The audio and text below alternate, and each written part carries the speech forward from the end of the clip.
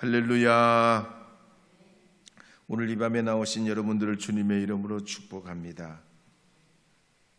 광고 말씀드리면 사전 투표가 금요일, 토요일 날 있습니다.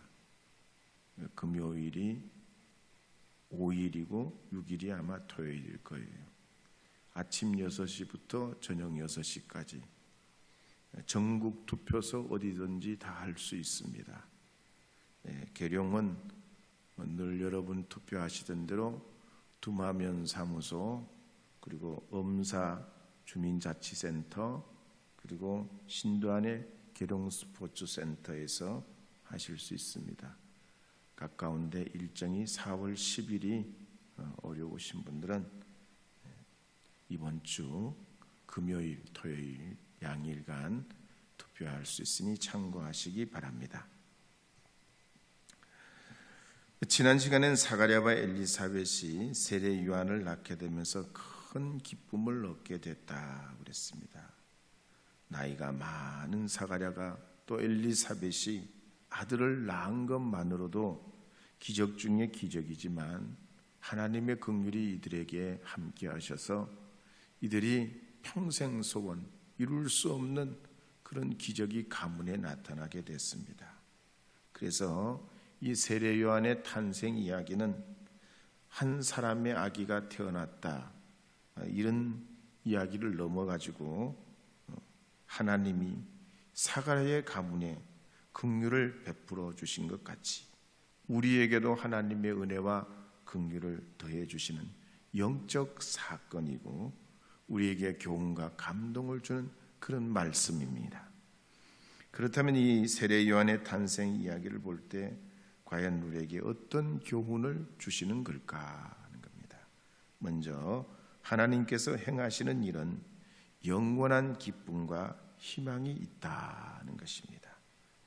세상 일은 지나고 나면 그만인 게 많습니다. 그때뿐이고 또 제한적이고 세월이 가면 허무해집니다. 아무리 좋은 경치도 또 아무리 잘 지은 건물도 마를린 먼로 같은 여성도 제임스 본드 같은 남자도 말이죠. 세월 앞에는 소용이 없어요. 그러나 하나님 주신 기쁨은 그렇지 않습니다. 영원하여서 이 땅에서 저 천국으로까지 이어주는 줄 믿으시기 바랍니다. 그래서 시편 16편 11절에 보면 이렇게 말씀하는 내용이 나옵니다. 시편 16편 11절입니다. 함께 읽겠습니다. 주께서 생명의 길을 내게 보이시리니 주의 앞에는 충만한 기쁨이 있고 주의 오른쪽에는 영원한 즐거움이 있나이다. 시편 30편 11절도 읽어보겠습니다. 주께서 나의 슬픔이 변하여 내게 춤이 되게 하시며 나의 베옷을 벗기고 기쁨으로 띠우셨나이다. 이사야 61장 3절도 읽겠습니다. 무릇 시온에서 슬퍼하는 자에게 화관을 주어 그 죄를 대신하며 기쁨의 기름으로 그 슬픔을 대신하며 찬송의 옷으로 그 근심을 대신하시고 그들이 의의 나무 곧 여호와께서 심으신 그 영광을 나타낼 자라 일컬음을 받게 하려 하심이라. 아멘. 그래서 성경에 보면 기쁨이라는 말만 307번 나오고 이 기쁨과 비슷한 말인 말만 102종이 넘고요. 이 기쁨과 연결된 희열이나 만족이나 유쾌함, 상쾌함, 또 통쾌함, 평화나 즐거움이나 희망 같은 말은 수없이 성경 안에 담겨 있습니다. 그래서 복음서에 보면 이런 기쁨은 하나님 나라와 관련이 돼 있고 또 서신서에서는 박해와 환난 중에서도 이 기쁨은 사라지지 않아요. 거꾸로 트인다고 심지어 죽음에 다다른다고 이 기쁨이 없어지는 게 아닙니다. 방해받지 않고 영원한 성령의 열매임을 말씀하고 있습니다. 그러므로 여러분 가운데도 엘리사벳이나 사가랴처럼 여러분 스스로 풀 수 없는 문제와 기도 제목이 있다면 하나님의 말씀을 품고 믿고 고백하고 선포하신다면 여러분 삶 속에도 이 사가랴와 엘리사벳의 기적이 나타나고 그런 영원한 기쁨과 즐거움을 얻게 될 줄 믿으시기 바랍니다. 우리 기뻐하며 함께 찬송 불러보려 찬양 부른다. 기뻐하며 함께하고 예수보다 계속 부르겠습니다. 기뻐하며 함께 노래 부르리 소리 높여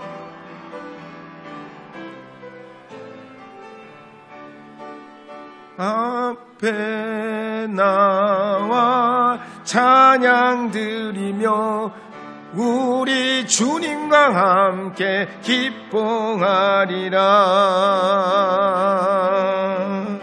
네 청자 나의 구원자 나의 가장 귀한 예수님 찬양합니다. 나의 치료자 나의 선한 목자 되신 주 예수 나의 주 찬양하리. 기뻐하며 함께 노래 부르리 소리 높여 할렐루야 부르리. 주님 앞에 나와 찬양 드리며 우리 주님과 함께 기뻐하리라. 나의 창조자 나의 구원자 가장 귀한 나의 예수님 찬양합니다.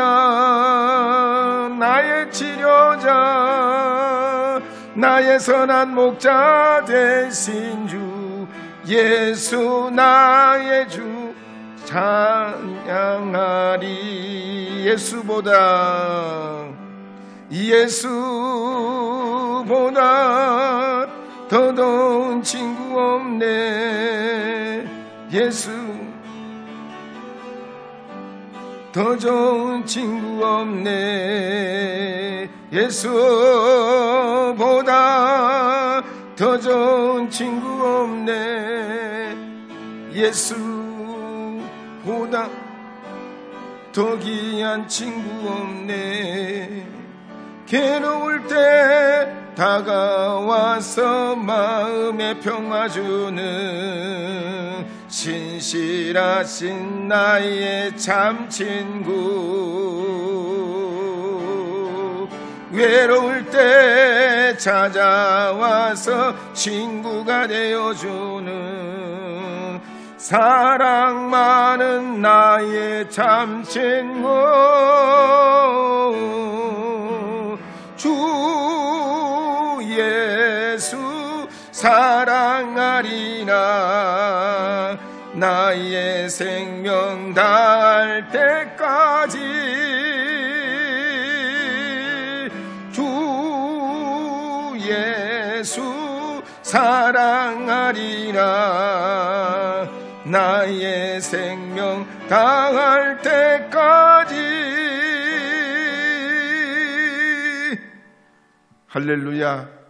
환상의 콤비네요 아주. 네. 두 번째로 오늘 말씀해 보면 세례 요한의 탄생을 통해 보증수표와 같은 것을 깨닫게 됩니다. 오래전에 우리 어머니가 대상포진이 걸린 적이 있는데요, 제가 멀리서 찾아뵐 수도 없고 어떡할까 그러다가 한국 인삼공사에서 나오는 인삼 다리맥을 보내드린 적이 있습니다. 여름 휴가 때 가봤어요. 잡수셨나 안 잡수셨나 그랬더니 드셨더라고.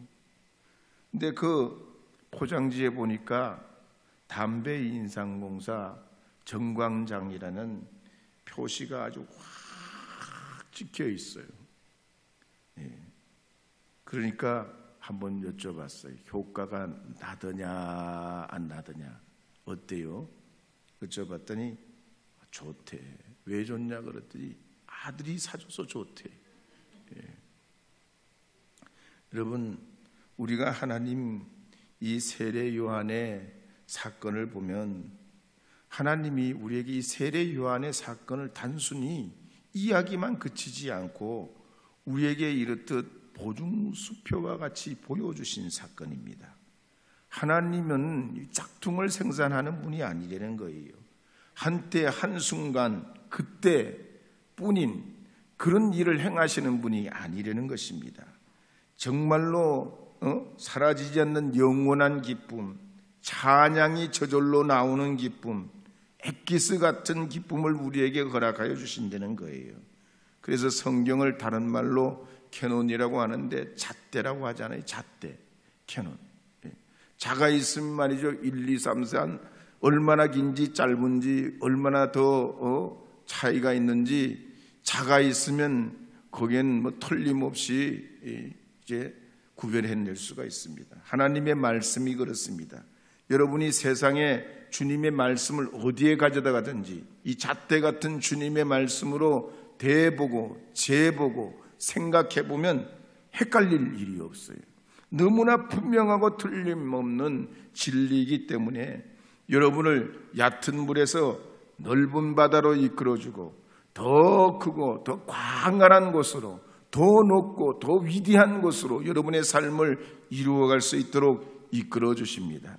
그러기 위해서는 영안이 열리게도 하고 마음문이 열리게도 하시고 생각이 열리게도 하고 발상이 새로워지게도 하고 인생관 세계관이 달라지게 하셔서 믿음과 구원과 영생과 이 땅에 하나님의 복음의 열매를 맺게 하여 주시는 줄 믿으시기 바랍니다.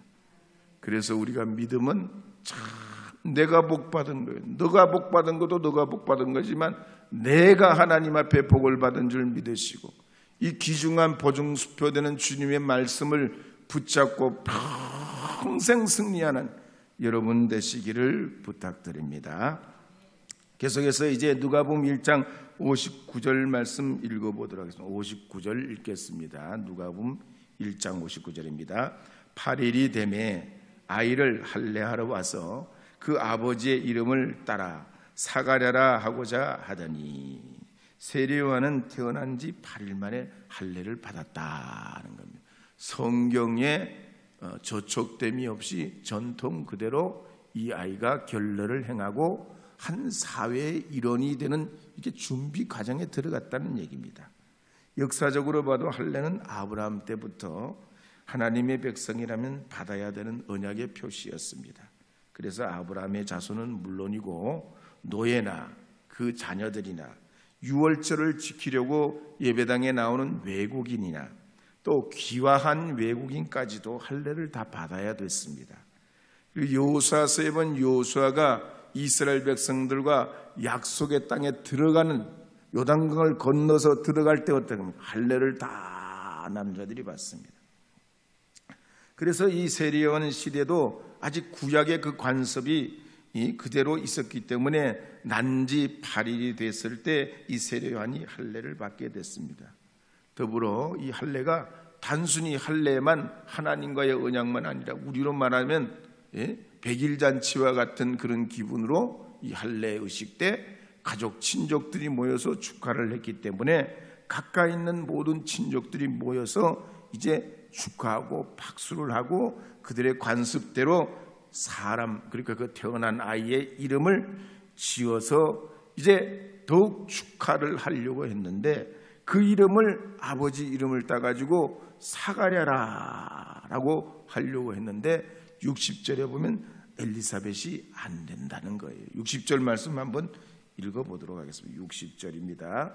함께 읽겠습니다. 그 어머니가 대답하여 이르되 아니라 요한이라 할 것이라 하매 이 어머니 엘리사벳이 안 된다는 거예요. 왜냐하면 이 아기 이름 아기 이름이 이미 사가랴와 여러 번, 남편 사가랴와 여러 번 이야기한 건 뭐냐면, 아기가 태어나면 이름을 반드시 요한이라고 짓자고 서로 이게 주고받았는데, 이 친족들이 모여서 이 요한이라고 이름을 짓는 게 아니라 전통대로 아버지 이름을 따서 사가랴라고 짓자는 겁니다. 사실 따지고 보면 사가랴는 하나님이 기억하시는 자라는 말이고, 요한은 하나님이 사랑하시는 자, 도찐개찐입니다. 다 좋은 이름이요. 그런데 친족들이 이렇게 반대를 합니다. 그리고 어떻게 만든 61절에 보면 이렇게 기록하는 말씀이 있습니다. 함께 읽어보겠습니다. 그들이 이르되 내 친족 중에 이름한 이가 없다 하고, 친족들이 문중 족보를 다 들춰내가지고 안 된다는 거죠. 안 된다, 된다, 안 된다, 된다, 옥신각신 내는데 결정하지 못하고 있을 때 말 못하는 이 아버지 사가랴에게 이름을 어떻게 했으면 좋을지 최종적으로 물어보게 될 때, 그 벙어리가 됐던 이 사가랴가 서판을 달라고 하면서 그 서판 위에 글자를 쓰는데 이름을 요한이라 하라고 씁니다. 그러면서 그동안 한 9달 동안 말 못하던 이 사가랴가 입이 열리고 혀가 풀려서 하나님을 찬송하게 될 때 거기에 있는 사람이 다 깜짝 놀라서 함께 하나님을 찬송하게 됐습니다. 이걸 보면 하나님은 은혜로우신 하나님, 놀라우신 하나님, 주님의 그 놀라우심은 우리가 생각하고 살아왔던 방식과는 전혀 다른 또 다른 하나님의 그 역사하심, 통념과 관습을 깨뜨리시고 우리의 상식을 넘어서고 하나님의 그 역사를 나타내시는 것이 우리 하나님이시라는 거예요. 사실 성경에 보면 하나님이 인간이 된다는 게 이게 있을 수 있는 일이 아니에요. 죄인이 의인되는, 이게 상식적인 일이 아니에요. 죄인이면 죄인이지 어떻게 죄인이 의인 됩니까? 그리고 박해자가 전도자가 돼. 박해하던 사람은 어떻게 180도로 바뀌어서 전도자가 됩니까? 배반자가 순교자가 되는 거예요. 이런 역전은 성경 안에 있는 거예요. 그러므로 나라와 민족과 우리 개인이 복을 받으려면 탐심에 빠지고 무력에 빠지고 어떤 중독과 마약에 빠졌던 사람들도 하나님의 복음을 접하게 되면 그의 인생이 변하고 그의 삶이 변하고 지역이 변하고 민족이 복을 받고 나라가 하나님 앞에 변화되어서 학대했던 문화가 있던 나라가 변화되고 남을 업신여기고 계급사회가 존재했던 사회가 변화되고 남을 존중하고 배려하고 나보다 남을 낮게 여기는 그런 선진된 나라, 세련된 민족, 그런 사회가 되는 줄 믿으시기 바랍니다. 그러므로 우리 민족도 복음으로 통일돼야 되지 사상으로는 어려워요. 여러분 정치 세계를 보세요. 사람 생각이 다 시시각각이고 하나 되기가 어려워. 너무너무 많은 한두 가지가 아니야. 세월에 가도 아마 이게 말이죠. 온 정치 그룹이 하나가 다 되어 국민을 품고 나라를 번영한 사회로 이끌어가기란 이 역사 속에서는 그게 있을 수 있는 일이 아닙니다. 하나님의 복음이라야만이, 오직 성령의 감화라야만이, 주님의 은혜라야만이 나라와 민족도 개인도 꿈이 있고 미래가 있는 줄 믿으시기를 바랍니다. 예수보다 더 귀한 친구 없네. 한 번 더 불러보겠습니다. 예수보다.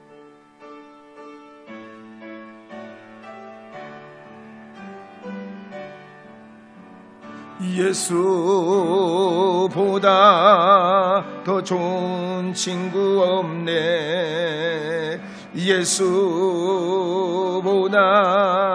더 귀한 친구 없네. 예수보다 더 좋은 친구 없네. 예수보다 더 좋은 친구 없네. 괴로울 때 다가와서 마음의 평화 주는 신실하신 나의 참 친구.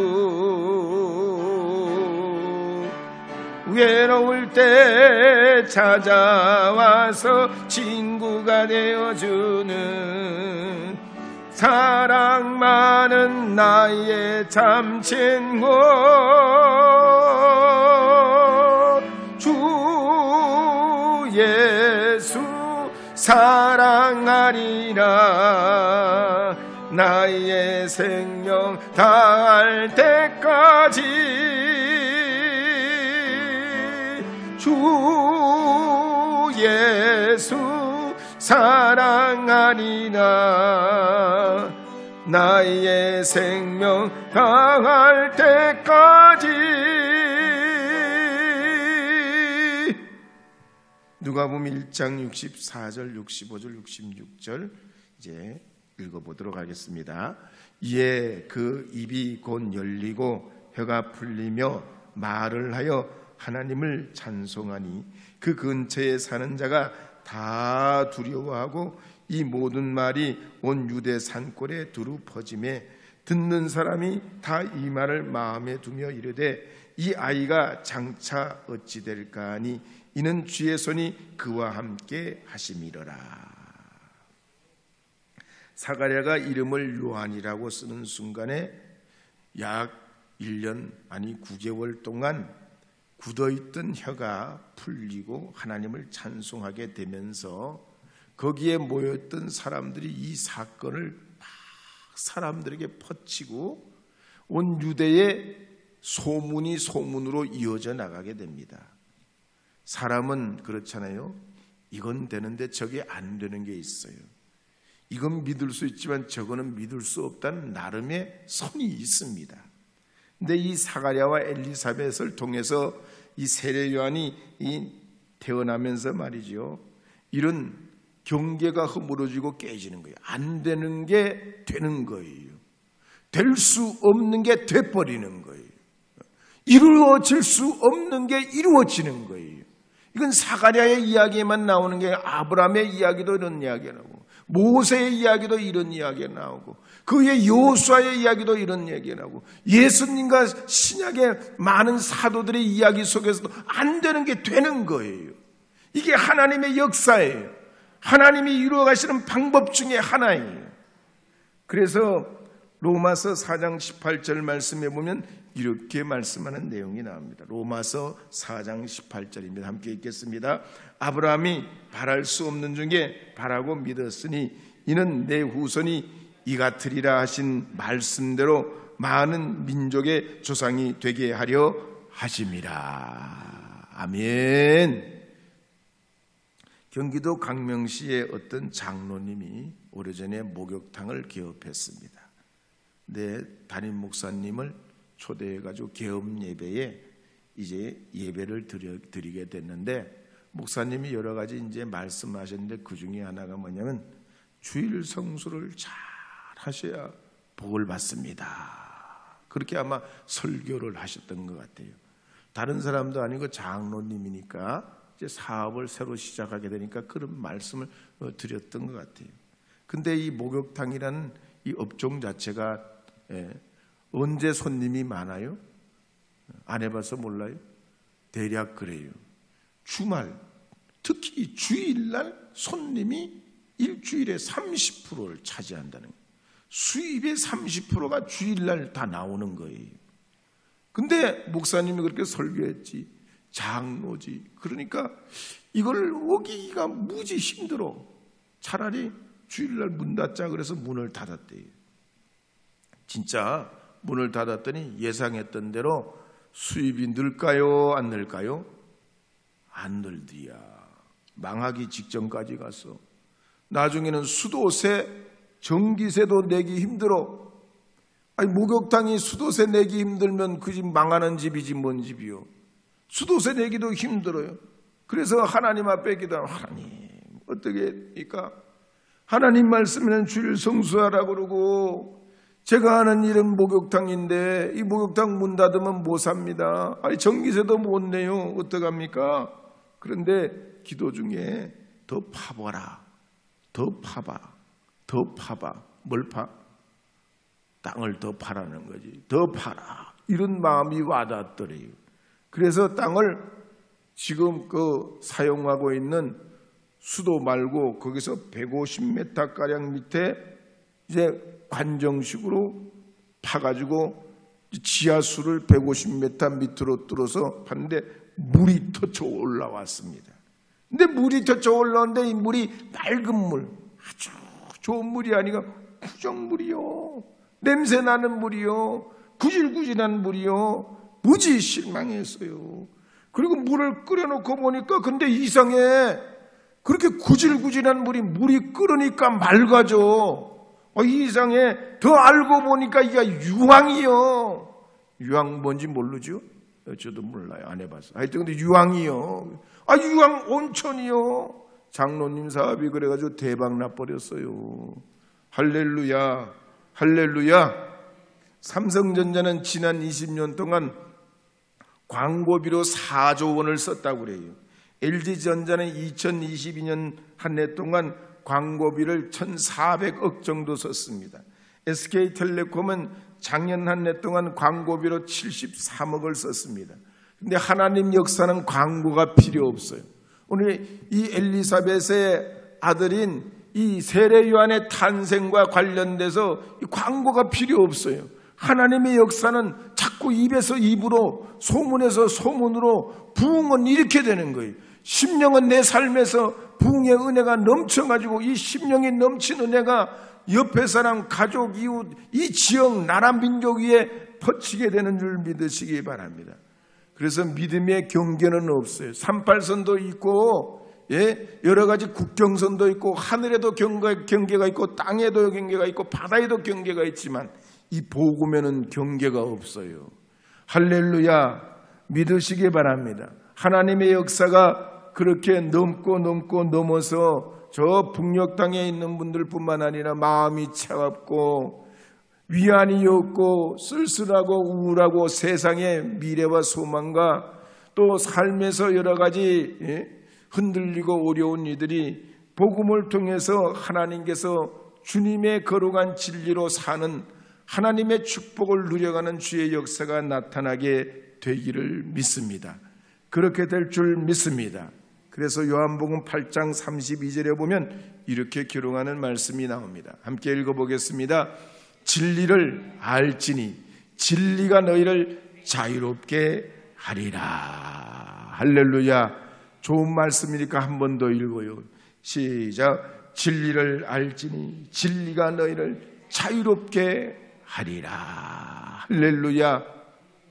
전 세계 유명한 유수한 기독교 대학에 이걸 손구로 쓰는 말이에요. 이 말씀.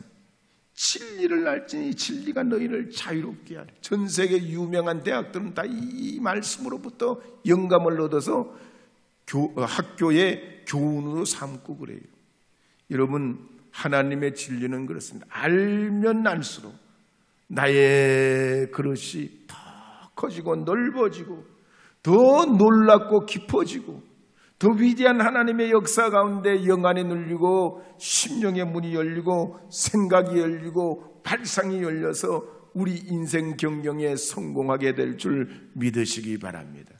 오늘 이 세례 요한의 이야기는 이런 의미에서 우리의 이야기고 내가 이 말씀에 복을 받아야 되고 이 말씀을 통해서 우리 가정이 복을 받아야 되고 우리의 미래가 복을 받아야 하는 줄 믿으시기 바랍니다.